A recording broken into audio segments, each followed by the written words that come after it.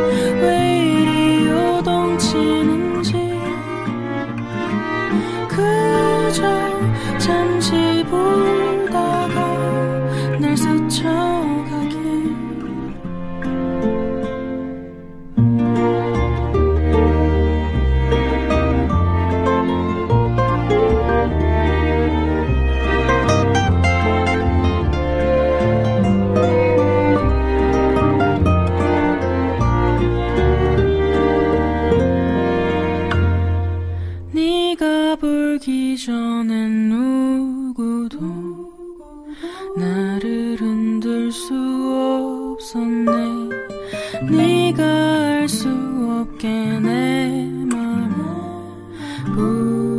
붙잡아도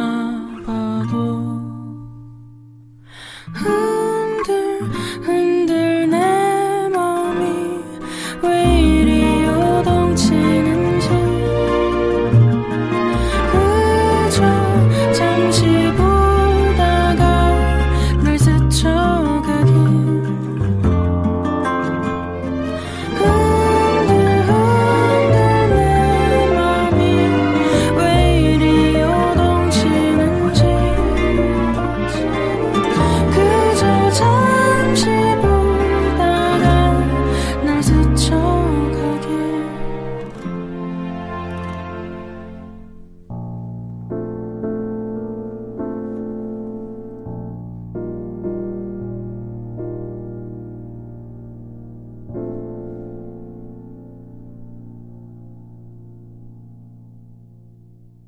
주방에 라디오를 켜자 일기예보가 나오고 빨래를 삶고 청소와 쓰레기 분리, 아이의 장난감 정리가 끝나자 겨우 한숨을 돌린 지영은 베란다에 서서 하늘을 보며 라디오 소리에 귀를 기울입니다.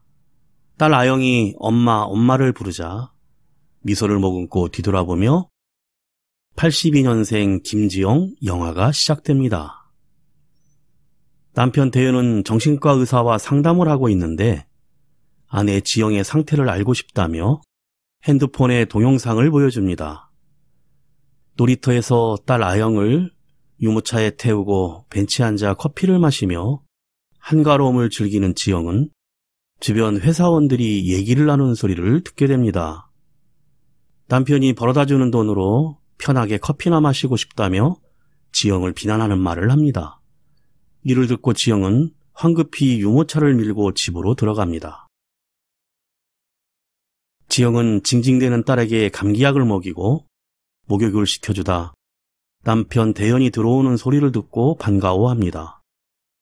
대현은 바로 아영을 대신 씻어주며 도와주고 저녁 식탁에서 지영에게 명절에 부산 시댁에 가지 말고 여행을 가면 어떻겠냐고 하자 지영은 불가능한 얘기에 진작 신혼 때부터 좀 그러지 이제 와서 무슨 소리냐며 오히려 면박을 줍니다.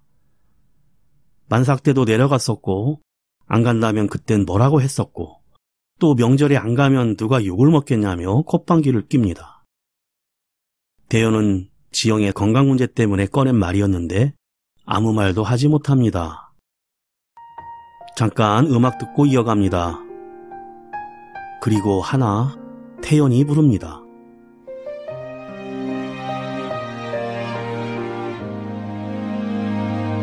쉽게 상처받고 쉽게 눈물 나고 쉽게 아프던 날 기억하나요? 지금도 그래요. 여전히 같아요. 이런 날 보면 어떨까요? 쉽게 돌아서도 쉽게 멀어져도 쉽게 잊지 못할 그댈 알아요. 여전히 이런 날 아직도 이런 나를 본다면 바보라 하겠죠. 원하고 원해요. 그리고 하나 아프고 아파도 그래도 한번 닳고 달아진대도 눈물이 마르지 않아도 처음으로 돌아갈 수 있다면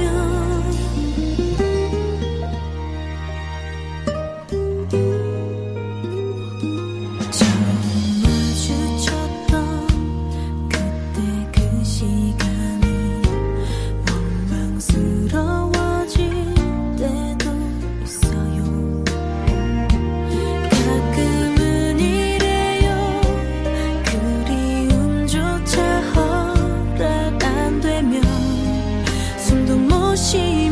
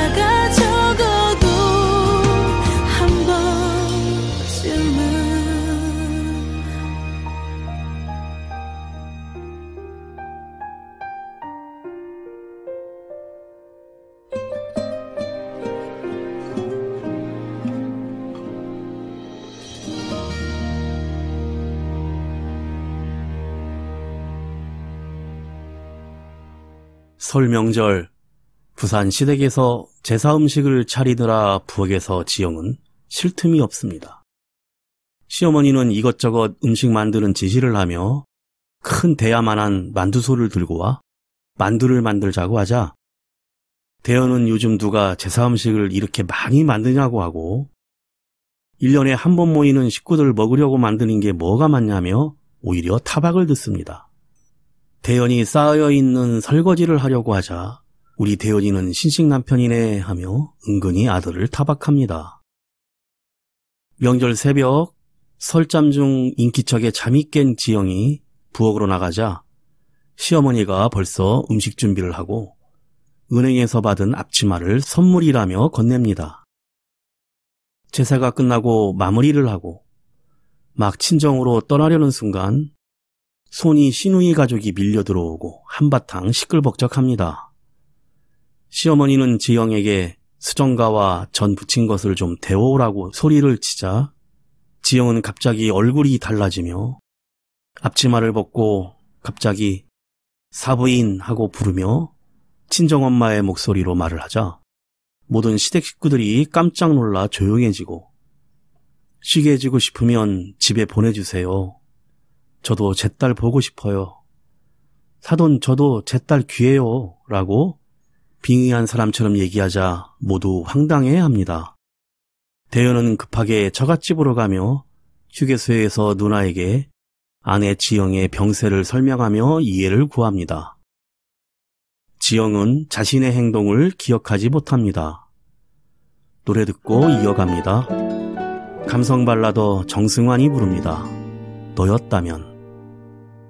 왜 너에게 그렇게 어려운지 애를 쓰는 나를 제대로 봐주는 게 너 하나에 이토록 아플 수 있음에 놀라곤 해. 고단했던 하루 나는 꿈을 꿔도 아파. 너였다면 어떨 것 같아. 이런 미친 날들이 내 하루가 되면 말야. 너도 나만큼 혼자 부서져 본다면 알게 될까.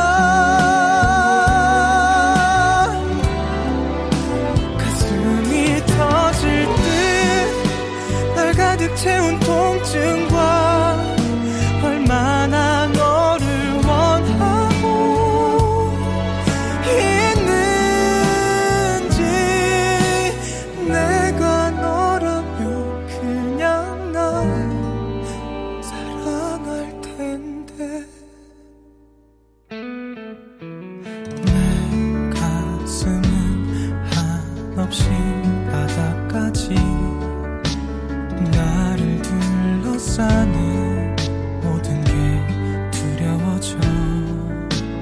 다 사랑에 빠지면 행복한 거라니 누가 그래. 뒷모습만 보는 그런 사랑하는 내게 너였다면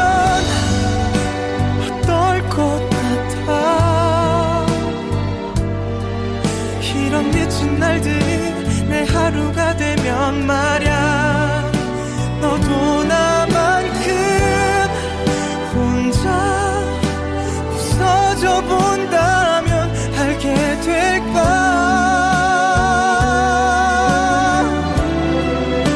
가슴이 터질 듯 날 가득 채운 통증과 얼마나 너를 원하고 있는지. 내가 너라면 그냥 날 사랑할 텐데 이미 너는 내게 대답한 걸 알아. 대답 없는 대답에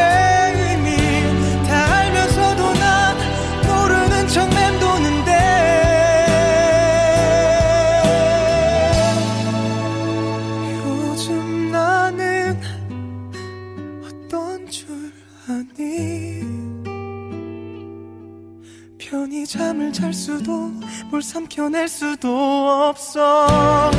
널 바라보다 점점 망가져가는 날 알긴 할까. 죽을 것 같아도 넌 내게 올 일 없대도 딴 곳만 보는 너란 걸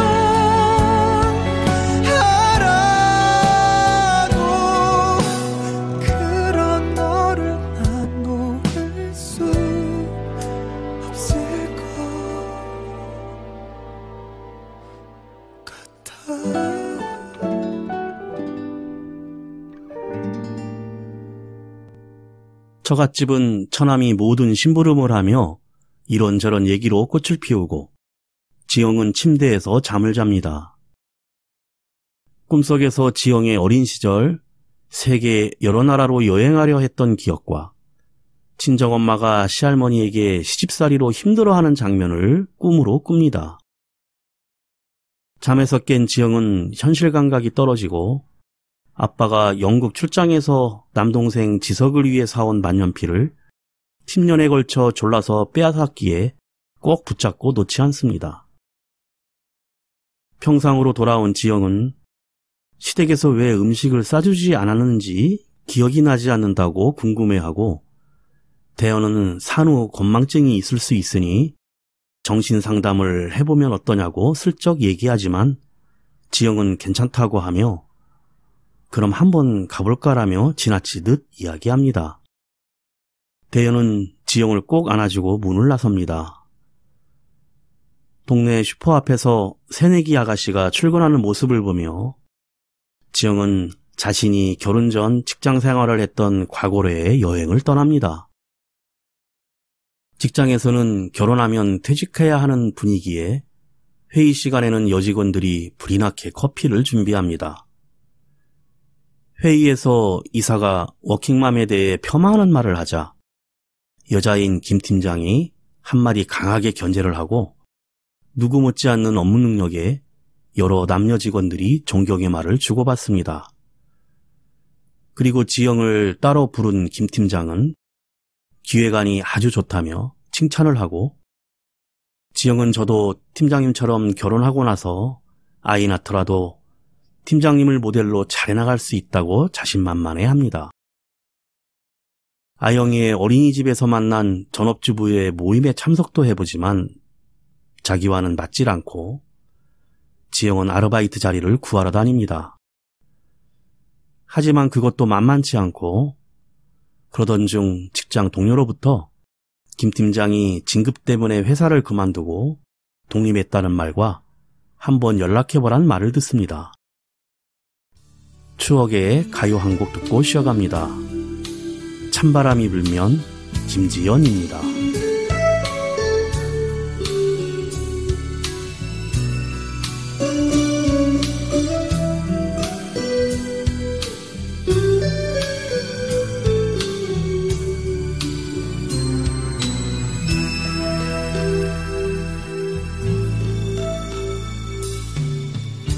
찬바람이 불면 내가 떠난 줄 아세요? 스쳐가는 바람 뒤로 그리움만 남긴 채 낙엽이 지면 내가 떠난 줄 아세요? 떨어지는 낙엽 위에 추억만이 남아있겠죠. 한때는 내 어린 마음 흔들어주던 그대의 따뜻한 눈빛이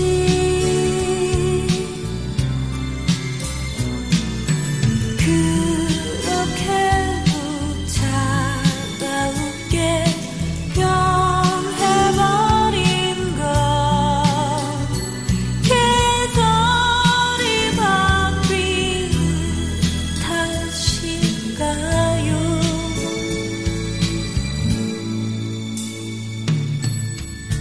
찬바람이 불면 그댄 외로워지겠죠. 그렇지만 이젠 다시 나를 생각하지 말아요.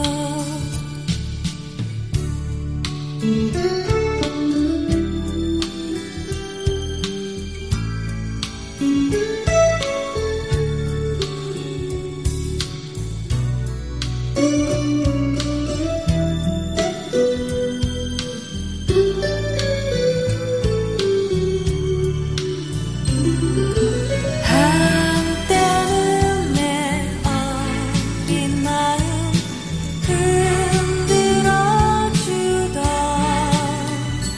그대의 따뜻한 눈빛이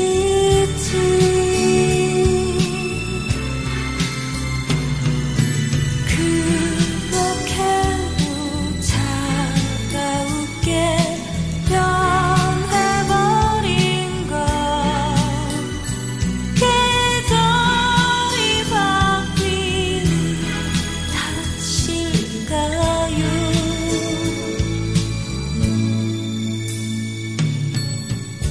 찬바람이 불면 그댄 외로워지겠죠. 그렇지만 이젠 다시 나를 생각하지 말아요. 그렇지만 이젠 다시 나를 생각하지 말아요.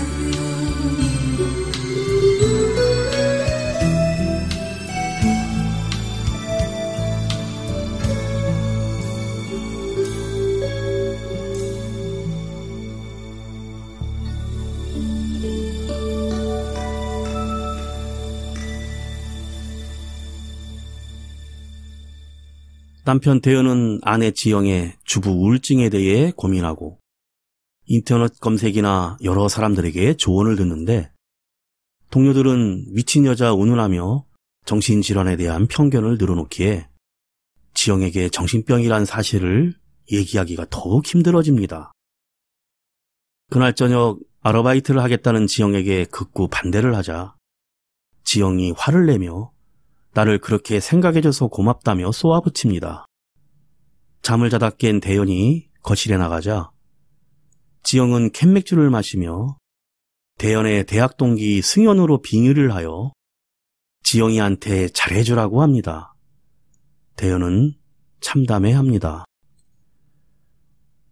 다음날 술을 마신 사실조차 기억 못하는 지영에게 대현은 정신과 상담을 꼭 하라고 부탁을 하고, 정신과 병동에서 기다리던 지영은 친정엄마에게 전화를 하지만 식당 손님이 많은 시간이라 통화도 못하고 끊고 병원 검사비를 물어보고 그냥 집으로 와버립니다. 무리하게 공원에서 딸과 산책하며 여러 생각에 잠기다가 옛날 김 팀장의 연락처를 수소문하여 문자를 보냅니다. 그리고 예전 직장에서 김 팀장이 여자 화장실에 설치한 몰카를 발견했을 때와 학창시절 남학생에게 버스에서 위험한 상황을 당했을 때를 회상합니다. 그때 아빠는 짧은 학생복과 왜 먼 학원을 다니고 항상 웃느냐고 지영을 지책합니다. 얼마 후 대현은 시어머니에게 지영의 상태를 설명하고 안타까운 시어머니는 한약 한 제를 지어 보내겠다며 전화를 하고 부산으로 돌아갑니다. 꿈속에서 어린 시절 여름 지영 엄마는 선생님이 되고 싶었는데 오빠들이 공부해야 돼서 농사만 졌다고 하고 그때 여자들은 다 그랬다고 합니다. 장면이 바뀌어 대현의 직장에서 성희롱에 대한 강의를 하고 직원들이 커피를 마시며 자신의 가치관과 육아 휴직에 따른 불이익에 대해 이야기합니다. 지영은 친정엄마 생일 모임에 참여합니다. 고모들은 남성 선호 사상이지만 지영이 언니 은영은 철저한 페미니스트로 집안 모임에서 모든 상황을 주도합니다. 고등학교 때 바바리맨을 직접 잡을 만큼 행동파였고 교육대학을 가서 현재는 자기가 원하는 생활을 하는 선생님입니다. 잠시 쉬어갑니다. 90년대 싱어송라이터 가수 최성호가 부릅니다. 회상.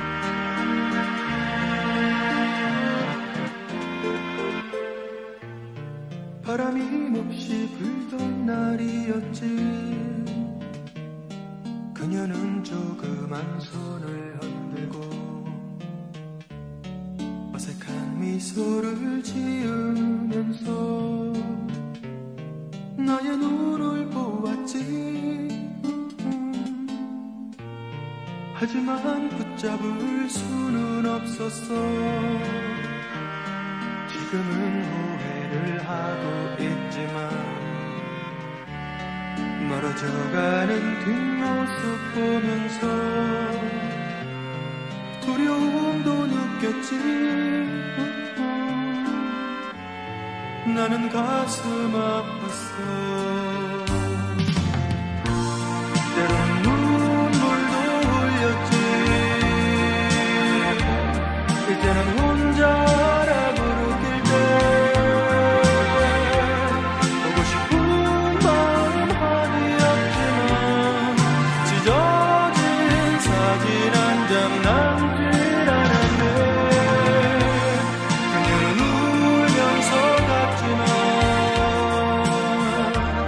내 맘도 편하지는 않았어. 그때는 너무나 어렸었기에 그녀의 소중함을 알지 못했네. 그렇게 나쁘진 않았어. 그녀와 함께 했던 시간들은 한두 번 원망도 했었지만 좋은 사람이었어. 하지만 꼭 그렇진 않아. 너무 내 마음을 아프게 했지. 서로 말없이 걷기도 했지만 좋은 기억이었어. 너무 아쉬웠었어. 때론 눈물도 흘렸지. 이제는 혼자라 부르길 때 보고 싶은 마음 아니었지만 찢어진 참 남질 않았네. 그녀는 울면서 갔지만 내 맘도 편하지는 않았어. 그때는 너무나 어렸었기에 그녀의 소중함을 알지 못했네. 때로는 눈물도 흘렸지. 이제는 혼자 하나 부를 때 보고 싶은 마음 허리였지만 찢어진 사진 한 장 남질 않았네. 그녀는 울면서 갔지만 내 맘도 편하지는 않았어. 그때는 너무나 어렸었기에 그녀의 소중함을 알지. 새로 독립한 김 팀장을 카페에서 만난 지영은 같이 일해보자는 말에 반갑게 다시 잘할 수 있을까요? 라며 좋아합니다. 예전 지영이 첫 직장인 대한기획에 합격했던 순간이 보여지며 제2의 직장 인생에 대한 희망을 불어넣습니다. 그날 저녁 남편 대현이 퇴근하자 파티를 준비하고 놀란 대현과 함께 아영이를 맡길 아이 돌보미에 대해 고민을 합니다. 남편 대현은 자신이 육아휴직을 해서라도 도와주겠다고 합니다. 하지만 사방천지로 아이 돌보미를 구하러 다니느라 전단지를 붙이며 뛰어다니고 시어머니가 보낸 보약을 받자 반가운 마음에 보약 먹고 힘내서 직장생활 잘하겠다고 실수로 말을 하고 시어머니는 깜짝 놀라 사돈인 친정엄마에게 직장생활이 문제가 아니라 지영이 정신병을 앓고 있다는 사실을 알려줍니다. 친정엄마는 처음에는 지영이도 배울 만큼 배웠고 직장생활을 할 수 있는 거 아니냐고 하다가 정신병이란 말에 힘들어합니다. 집 앞에서 만난 대영과 장모는 지영이 소파에 앉아있는 모습을 맞이합니다. 엄마는 지영에게 근처로 이사와서 너를 도와줄 테니 걱정하지 말고 너 하고 싶은 거 하라고 합니다. 순간 지영은 미숙아라고 부르자 친정엄마는 발을 멈추고 외할머니로 빙의한 지영이 네가 청계천 미신공장에서 오빠들을 위해 고생하다 손을 다쳤는데 너를 위해 아무것도 해주지 못해 미안하다고 오열을 합니다. 친정엄마도 지영을 끌어안고 내 새끼가 왜 이렇게 됐냐며 울부짖습니다. 음악 듣고 이어갑니다. 코끝의 겨울, 어반 자파카가 부릅니다.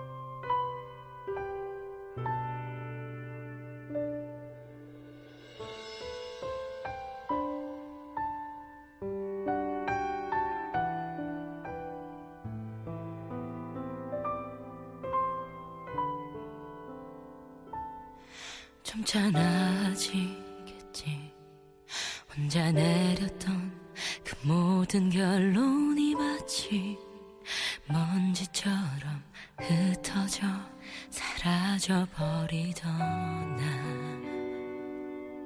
그저 한숨만 내쉬던 날 도저히 견딜 수 없다. 누군가 내게 건네온 계절.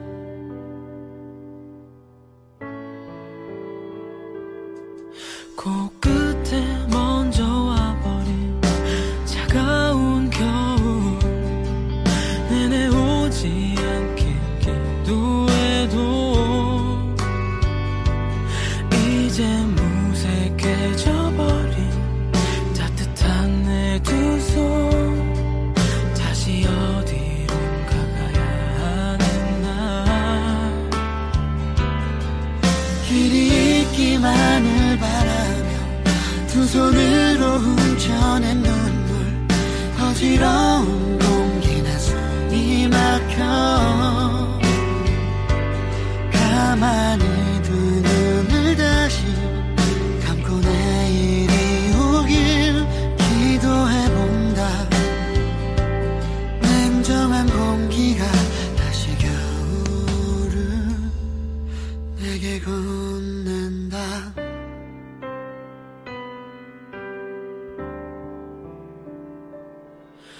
함께 나누던 공기, 함께 나누던 그 모든 기억이 마치 먼지처럼 흩어져 사라져버리던 날, 붉어진 눈으로 거리를 헤매던 날 도저히 견딜 수 없다 누군가 내게 건네오니 끝에 먼저 와버린 차가운 겨울, 내내 오지 않길 기도해도 이제 무색해져버린 따뜻한 내 두 손, 다시 어디로 가야 하는 날, 그리 길만을 바라며 두 손으로 훔쳐낸 눈물, 어지러운 공기가 숨이 막혀 가만히 두 눈을 다시 감고 내일이 오길 기도해본다. 냉정한 공기가 다시 겨울을 내게 건넨다.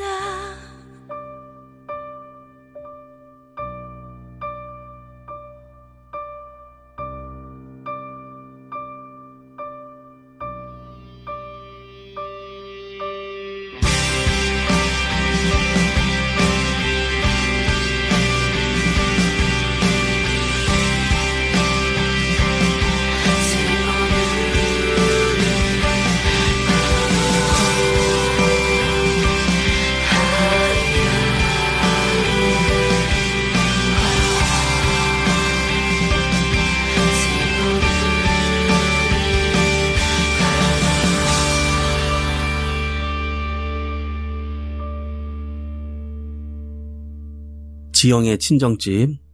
아빠가 친구 한약방에서 막내 아들 보약을 지어오자 엄마는 약을 집어던지며 아들만 자식이냐며 왜 우리 불쌍한 지영이는 생각도 안 하냐며 오열을 합니다.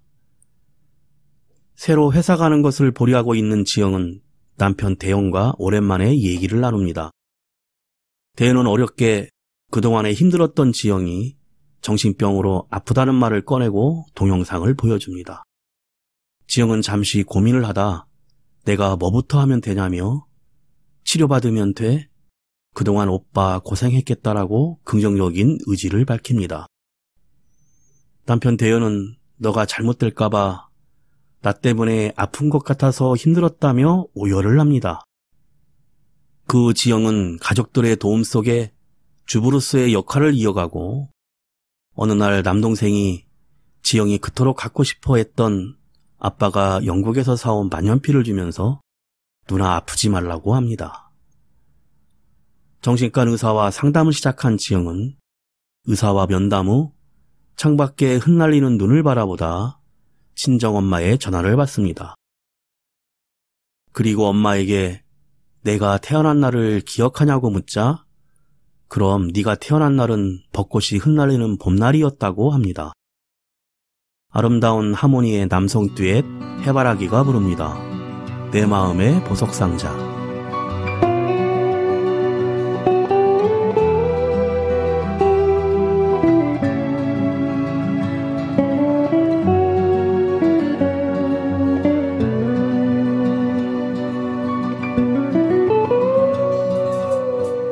난 알고 있는데 우리는 사랑하고 있다는 것을 우린 알고 있었지 서로를 가슴 깊이 사랑한다는 것을 햇빛에 타는 향기는 그리 오래 가지 않기에 더 높게 빛나는 꿈을 사랑했었지.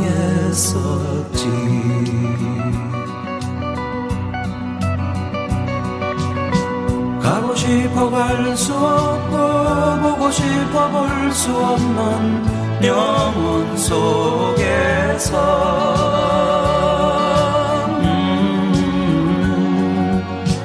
가고 싶어 갈 수 없고 보고 싶어 볼 수 없는 영혼 속에서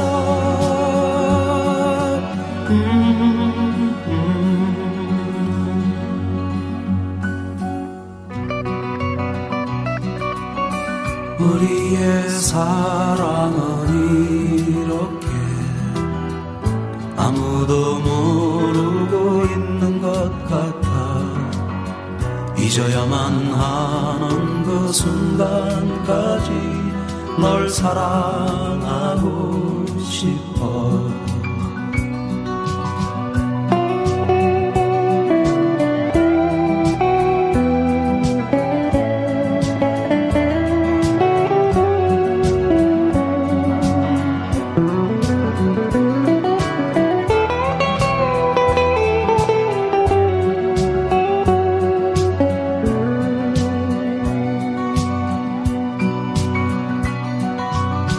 가고 싶어 갈 수 없고 보고 싶어 볼 수 없는 영혼 속에서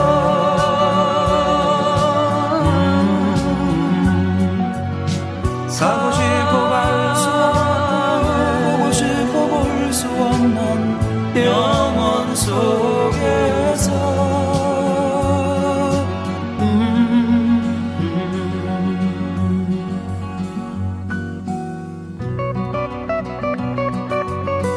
우리의 사랑은 이렇게 아무도 모르고 있는 것 같아.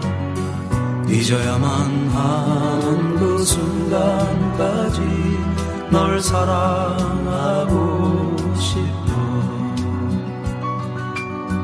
잊어야만 하는 그 순간까지 널 사랑하고 싶어.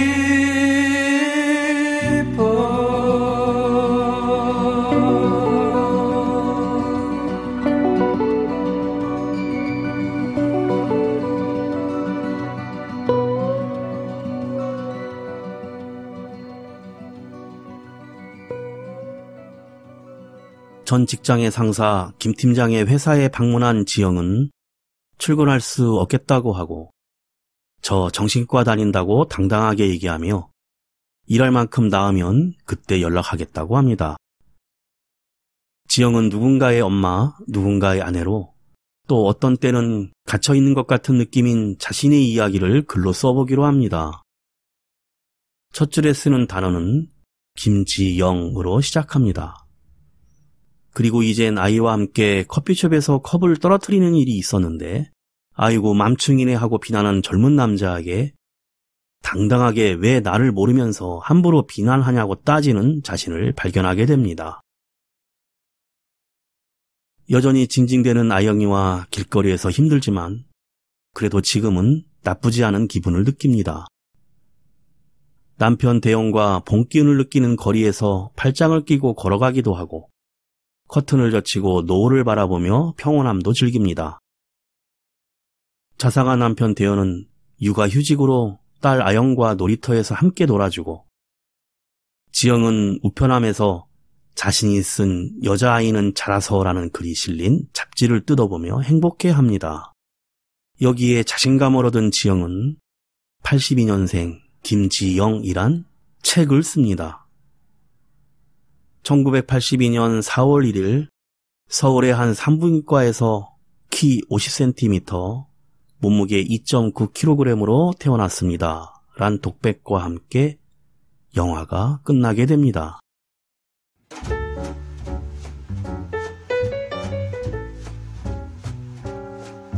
페미니즘계의 성서로 통하는 원작에 비해 노골적인 성향은 조금 줄어들었습니다. 때문에 페미니즘에 빠져있는 사람들은 애매한 영화라는 반응을 보이기도 했고 거의 모든 남성을 쓰레기처럼 일반화시키는 원작에 비해 남자 주인공인 대연의 육아휴직 내용을 나름 진지하게 보여주면서 단순히 성별 간의 대립과 핍박이 아니라 사회 구조적인 문제라는 해석으로 풀어내려는 부분도 보이긴 했습니다. 그 때문인지 주인공인 김지영보다 오히려 친정엄마나 남편 대연의 입장이 더 공감되기도 합니다. 대연은 이상적인 남편상으로 성차별에 대한 묘사도 현 세대보단 부모의 세대에 전가하여 논란을 피해간 느낌이 듭니다. 뚜렷한 해결 방안이나 주제의식을 제시하지 않았다는 비판에 대해 김지영이 정신과 치료를 받는 장면에서 자신 스스로의 한계와 문제를 인식하며 고치려고 하면서 극단적이고 공격적인 피해망상적 페미니즘에서 벗어나려 한다는 의미가 있고, 소설을 원작으로 만들어진 영화이지만 그저 소설을 따라가는 영화가 아니라 영화에서의 독립된 스토리로 현실을 겪는 김지영이 쓴 소설이 바로 82년생 김지영으로 탄생했다는 식으로 자연스럽게 결말을 맺습니다. 음악이 영화를 만났을 때 오늘 소개해드린 영화 82년생 김지영이었는데요. 2016년 발간된 조남주 작가의 동명소설을 원작으로 했습니다. 남성 커뮤니티에서 여자친구가 읽는다고 하면 헤어지라는 조언을 하고, 레드벨벳의 아이린, 배우 서지혜 등이 인스타그램에 올렸다는 이유만으로 악성 댓글에 시달렸던 책입니다. 82년생 김지영의 영화화 소식이 알려지고 정유미와 공유가 캐스팅되었다는 소식이 알려진 후 배우들에게도 악플 공격이 이어졌고 촬영도 시작하기 전에 0점 별점 테러를 당해야 했습니다. 그리고 원작과 다르게 현실과 과거가 교차하는 구성으로 바뀌면서 미국을 가겠다던 어린이 김지영부터 꿈 많던 신입사원, 아이를 고민하던 세대까지 김지영의 과거를 꼼꼼하게 그려내면서 영화가 늘어지지 않도록 완급 조절을 했습니다. 한쪽에선 여자들의 피해망상을 자극한다고 욕을 하고, 다른 쪽에서는 너무 예쁘고 잘생긴 정유미와 공유가 캐스팅돼 메시지를 현실감 있게 전하지 못했다는 비판도 있었습니다. 모두를 만족시킬 수는 없겠지만 그래도 남녀평등의 문제를 중립적으로 조심스럽게 잘 나타낸 영화라는 데에는 이견이 없을 듯합니다. 마지막으로 가요계에서 많은 논란을 가져온 가수이지만 그가 부른 노래만큼은 저도 너무 좋아하는 가수 조덕배의 나의 옛날 이야기 들으며 인사드립니다. 지금까지 JR이었습니다. 오늘도 인생을 영화처럼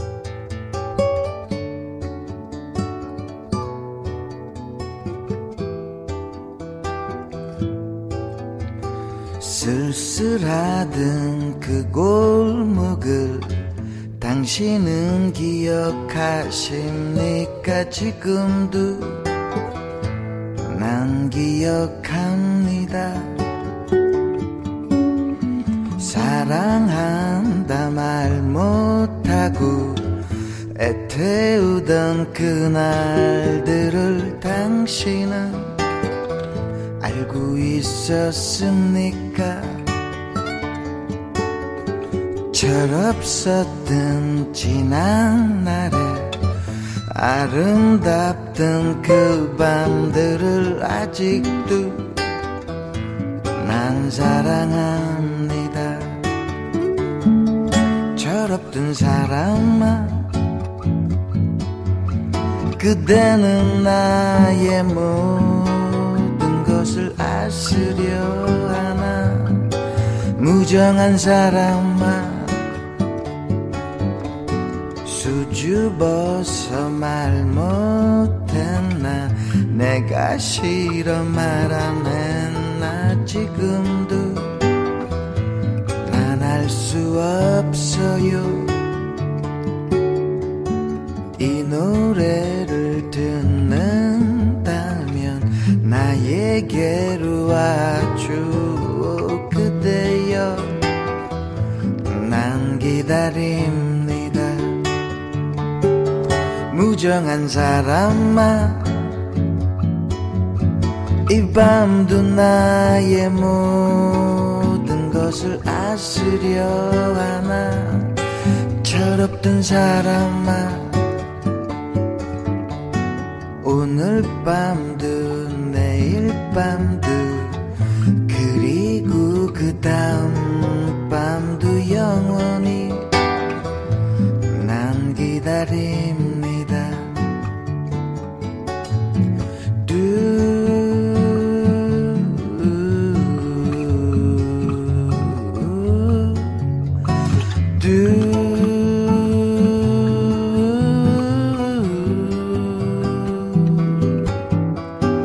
do